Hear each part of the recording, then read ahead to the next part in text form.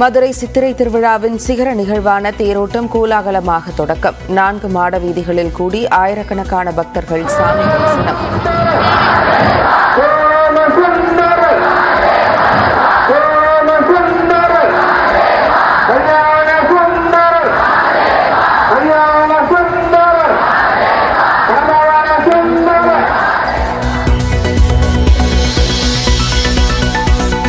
மக்களவைத் தேர்தலில் தமிழ்நாட்டில் 69.72% வாக்குப்பதிவு.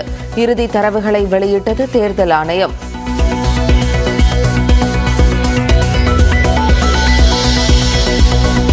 சென்னையின் 3 தொகுதிகளிலும் குறைந்த பெண்களின் வாக்குகள். ஆண்களை விட பெண்கள் அதிகமாக இருக்கும் சேலம் தொகுதியிலும் சரிந்த வாக்குப்பதிவு.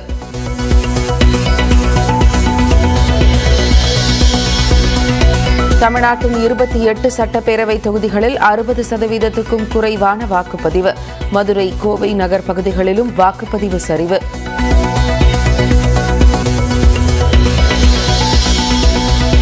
காங்கிரஸ் ஆட்சிக்கு வந்தால் மக்களின் சொத்துக்கள் பறிபோகும் என பிரதமர் மோடி பேச்சு. நக்சல் சிந்தனையில் காங்கிரஸ் இருப்பதாகவும் ராஜஸ்தான் பரப்புரையில் ஆவேசம்.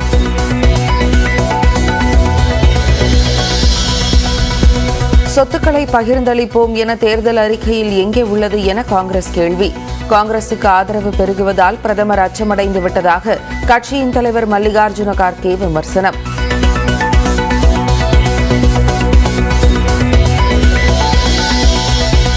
தூர்தர்ஷன் டிவியின் லட்சணையை காவி நிறத்திற்கு மாற்றியதற்கு முதலமைச்சர் மு.க.ஸ்டாலின் எதிர்ப்பு. அனைத்தையும் காவிமயமாக்கும் பாஜகவின் சதி திட்டத்தின் முன்னோட்டம் என விமர்சனம்.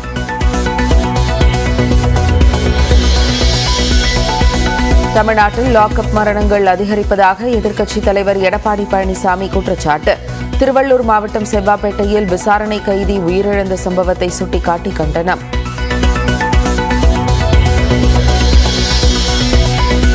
எம்ஜிஆர் உருவாக்கிய அதிமுக அழிய வேண்டும் என பாஜக தலைவர்கள் நினைக்கவில்லை. கம்பம் அருகே கோயில் திருவிழாவில் பங்கேற்ற டிடிவி தினகரன் பேட்டி.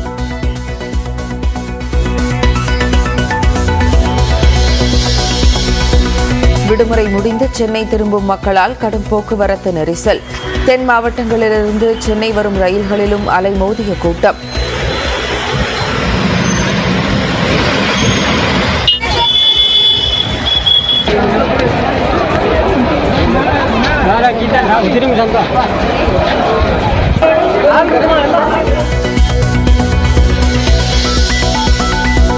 டெல்லி அருகே உள்ள காசிப்பூர் குப்பை கிடங்கில் பற்றி எரிந்த தீ. துர்நாற்றம் மற்றும் புகை மூட்டத்தால் பாதிக்கப்பட்ட மக்கள்.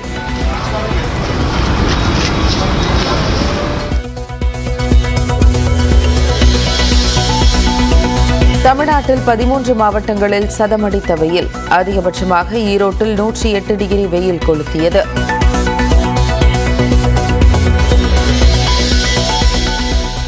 கிருஷ்ணகிரி அருகே சித்தப்பாவை பெட்ரோல் ஊற்றி எரித்த மகன். நிலத்தகராறு காரணமாக நடந்த கொடூர சம்பவம்.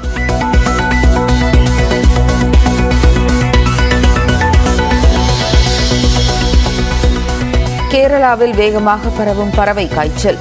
தமிழ்நாட்டு எல்லைகளில் கண்காணிப்பு தீவிரம்.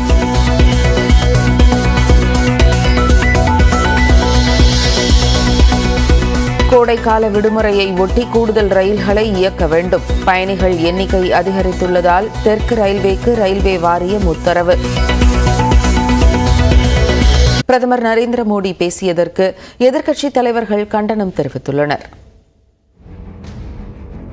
ராஜஸ்தான் மாநிலத்தில் 2ஆம் கட்டமாக வரும் 26ஆம் தேதி மக்களவை தேர்தல் நடைபெறவுள்ள நிலையில் இறுதிக்கட்ட பரப்புரை தீவிரமடைந்துள்ளது. இந்நிலையில் பன்ஸ்வாராவில் நடந்த பொதுக்கூட்டத்தில் பேசிய பிரதமர் மோடி காங்கிரஸ் கட்சியை கடுமையாக சாடினார்.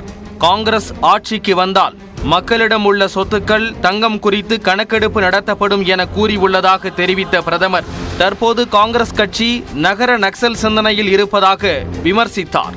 நாட்டின் சொத்தில் இஸ்லாமியர்களுக்கே முதலில் அதிகாரம் இருக்கிறது என முன்னாள் பிரதமர் மன்மோகன் சிங் பேசியிருப்பதாக குறிப்பிட்ட பிரதமர் மோடி மக்கள் கடுமையாக உழைத்து சேர்த்து வைத்த சொத்துக்களை நாட்டில் ஊடுருவியவர்களுக்கும் அதிக குழந்தைகளை பெற்றுக்கொள்பவர்களுக்கும் பகிர்ந்தளிக்க காங்கிரஸ் திட்டமிட்டுள்ளதாக குற்றம் சாட்டினார். காங்கிரஸ் கட்சி பெண்களின் தாலியை கூட விட்டு வைக்காது எனவும் பிரதமர் மோடி கடுமையாக சாடினார். பிரதமரின் பேச்சுக்கு கண்டனம் தெரிவித்துள்ள காங்கிரஸ் தலைவர் மல்லிகார்ஜுனா கார்கே, முதற்கட்ட வாக்குப்பதிவில் காங்கிரசுக்கு ஆதரவாக கருத்துக்கள் வெளியானதால் பிரதமர் அச்சமடைந்துள்ளதாகவும் அதை அவரது பேச்சிலிருந்தே புரிந்து கொள்ள முடிவதாகவும் கூறியுள்ளார். பதவிக்காக பொய் பேசுவதற்கும் ஆதாரமற்ற குற்றச்சாட்டை கூறுவதற்கும் RSS மற்றும் பாஜகவில் பயிற்சி அளிக்கப்படுவதாக கார்கே சாடியுள்ளார். இதனிடையே பிரதமரின் பேச்சுகளுக்கு பதிலளித்து எக்ஸ் தளத்தில் பதிவிட்டுள்ள காங்கிரஸ் மூத்த தலைவர் ராகுல் காந்தி, மக்களின் கவனத்தை திசை திருப்புவதற்காகவே பிரதமர் மோடி இவ்வாறு பேசுவதாக குறிப்பிட்டுள்ளார். பெண்களின் தாலி குறித்து பேசியதன் மூலம் அனைத்து எல்லைகளையும் பிரதமர் மோடி தாண்டிவிட்டதாக விமர்சித்துள்ள காங்கிரஸ் கட்சி, மக்களின் சொத்துக்களை பகிர்ந்தளிப்போம் என காங்கிரஸ் தேர்தல் அறிக்கையில் எங்கே கூறப்பட்டுள்ளது என கேள்வி எழுப்பியுள்ளது.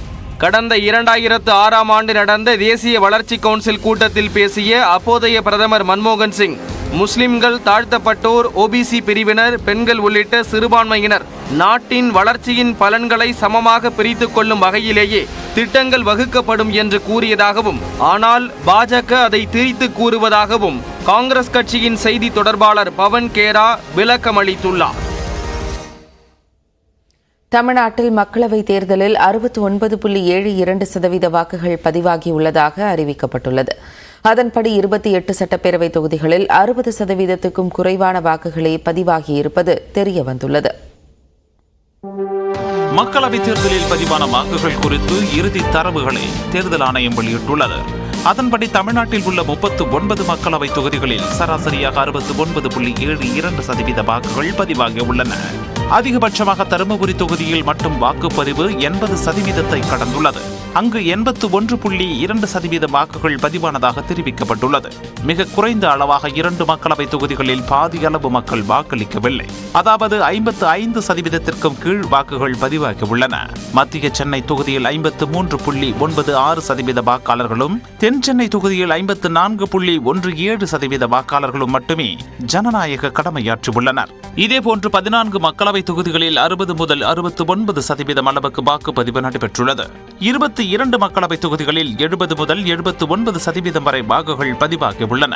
சட்டப்பேரவை தொகுதிகளின் அடிப்படையில் மொத்தம் 28 தொகுதிகளில் 60%க்கும் குறைவான வாக்குகளை பதிவாகியுள்ளன. குறிப்பாக சென்னை மற்றும் புறநகரில் உள்ள 24 சட்டப்பேரவை தொகுதிகளில் 19 தொகுதிகளில் 60%க்கும் குறைவாகவே வாக்குகள் பதிவாகியுள்ளது. எனினும் 16 சட்டப்பேரவை தொகுதிகளில் 80%க்கும் மேலான வாக்காளர்கள் வாக்களித்துள்ளனர். தமிழ்நாட்டிலேயே அதிகபட்சமாக பாலக்கோடு, எடப்பாடி, வீரபாண்டி, குளித்தலை சட்டப்பேரவை தொகுதிகளில் 84%க்கு மேலான மக்கள் ஜனநாயக கடமையாற்றியுள்ளனர்.